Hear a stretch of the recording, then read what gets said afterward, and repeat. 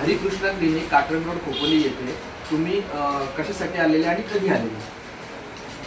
मी 5 महिन्यापूर्वी आले होते. बरोबर. त्या महिन्यामध्ये जेव्हा माझ्या मांडीला गाठ आली होती, सूज आली होती, पण ती सूजचं निदान कुठेच लागलं गेलं नाही.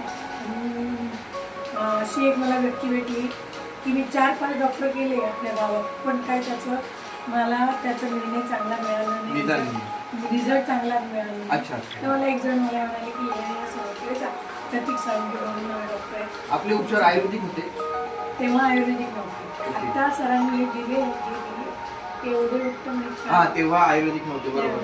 मग जेव्हा माझ्याकडे आले तेव्हापासून आपण आयुर्वेदिक चालू केलं आणि आयुर्वेदिक चालू केल्यानंतर जे पथ्य पाळायला सांगितली ती पथ्य काय होती? त्या पथ्यामध्ये त्यांनी सांगितलं होतं की शक्यतो अनुषपोटी पाणी न पिणे, प्लस जेवल्यानंतर पण पाणी न पिणे, 30 ते 40 मिनिटांनी पाणी पिणे, आणि मध्यंतरी तुम्ही सांगितलं होतं की 2-3 घास खाता पाणी पिलं तरी चालते. ते आम्ही फॉलो करत होतो. Very good. आणि आम्हाला एवढं की त्यांचा रिझल्ट खूप 101% खूप छान. आणि तुमच्या मिस्टरांबद्दल?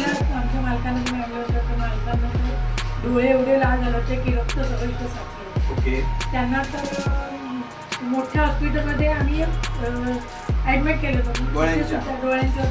त्यांना तिथे पण त्यांना निदान चांगलं लागलं गेलं नाही.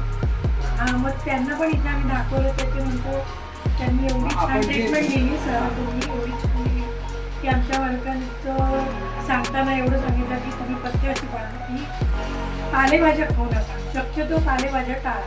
फक्त तुम्ही काय खाऊ शकता, एक तोंडली प्लस फळभाज्या वगैरे, म्हणजे त्यात कारलं, दोडका, हे सगळं आम्ही मोड आलेले कडधान्य खाऊच नाही. कडधान्य खाऊ शकतात पण मोड न आलेली. आणि आता ते योग्य आहे, आता एकदम उत्तम. हा, म्हणजे आता त्यांचे डोळे वगैरे व्यवस्थित आहेत, काही प्रॉब्लेम नाही. म्हणजे आयुर्वेदिक पथ्य जर पाळली तर आपण औषधांसोबत, आयुर्वेदिक औषधांसोबत आयुर्वेदिक पथ्य जर पाळली तर आपण नक्कीच बरे होऊ शकतो. हे तुम्ही रुग्णांना सांगा. आणि ह्याच्याबद्दल तुम्हाला काही शंका आहे का? नक्की नाही ना? अजिबात नाही. म्हणजे तुमचा आयुर्वेदावर विश्वास बसला? 100%. आयुर्वेदिक तर माणसं आहेत, केमिकलनी काहीच उपयोग नाही होत बाबा. आम्ही ते यूज करू आता बास. पण एकच सांगायचंय मला आपल्या या व्हिडिओच्या माध्यमातून लोकांना, रुग्णांना, की बाबा पथ्य जर पाळले आणि त्याच्यासोबत जर आयुर्वेदिक औषधे घेतली तरच त्याचा काहीतरी फायदा आहे. दुसरी गोष्ट अशी, आयुर्वेदिक औषधं बंद पण होतात कालांतराने, पण मग कालांतराने राहतं काय आपल्यासोबत? फक्त पथ्य.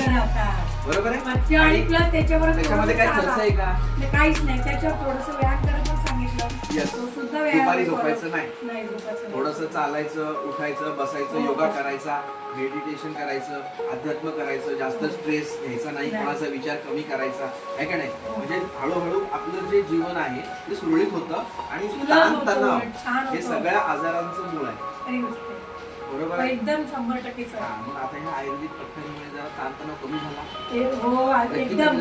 आणि जो आजार होता नक्की तो पण भरपूर. म्हणजे आता म्हटलं ना, 100 फक्त एक 10% असेल, बाकी सगळं क्लिअर.